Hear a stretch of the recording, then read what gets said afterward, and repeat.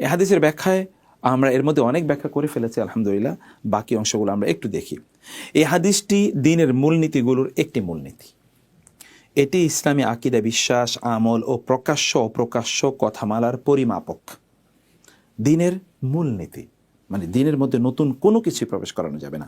আল্লাহ এবং আল্লাহ রাসূল যা বলেছেন তাই ইসলাম, এর বাইরে কিচ্ছু না। অতএব আপনি অমকে কী বলেছে তমকে কী বলেছে কোনো কিছু গ্রহণ করা হবে না যতক্ষণ না আল্লাহ এবং আল্লাহ রাসূল এর কথার মাধ্যমে দ্যাট ইজ সাপোর্টেড, মানে আল্লাহ রাসূল বলেছেন এটাকে পেলে আর কোনো কিছু করা যাবে না। যেটা এমনকি আব্দুল্লাহ ইবনে আব্বাস রাদিয়াল্লাহু তাআলা আনহু তিনি রাগান্বিত হয়ে একবার বলেছিলেন, আমি বলছি তোমাদেরকে আল্লাহ বলেছেন, আল্লাহ রাসূল বলেছেন, আর তোমরা বলছো অমকে বলেছে তমকে বলেছে, তোমাদের উপর কবে যেন ওই আদ জাতি বা সামুদ জাতির মতো এই আল্লাহ তাআলা তোমাদেরকে ধ্বংস করে দেন। এটি যদি সাহাবীদের যুগে সাহাবীরা বলেন তাহলে আমাদের অবস্থা কী হবে? আপনি এবং আমি অমকে বলেছে, অমক মাওলানা সাহেব বলছে, এই জন্য আল্লাহ রাসূল কী বলছে এগুলোকে ফেলে দিচ্ছি। অথবা হাদিসে সহিহ হাদিসে কোনো একটা জিনিস এসছে, আপনি এটা গ্রহণ করছেন না, কারণ কি আমার হুজুর তো এটা বলেন নেই, অথবা আমার মাযহাবে তো এটা নাই, অথবা আমার আলেম তো এটা বলেন নেই, অথবা আমরা কি ছোটোবেলা থেকে এটা শিখেছি নাকি, ছোটোবেলা থেকে তো আমরা এটা শিখি নাই, এগুলো আপনি বলছেন।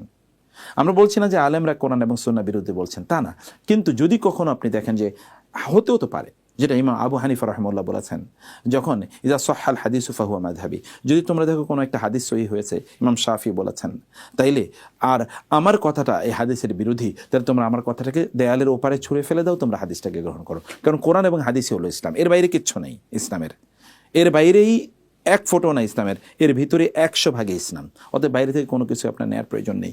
এবং এর আকীদা, বিশ্বাস, আমল, প্রকাশ্য মাস, এগুলো সব কিছুর পরিমাপক। আপনি এই কথাটি সত্য নাকি মিথ্যা, মানদণ্ড কি? মানদণ্ড কোরআন এবং হাদিস।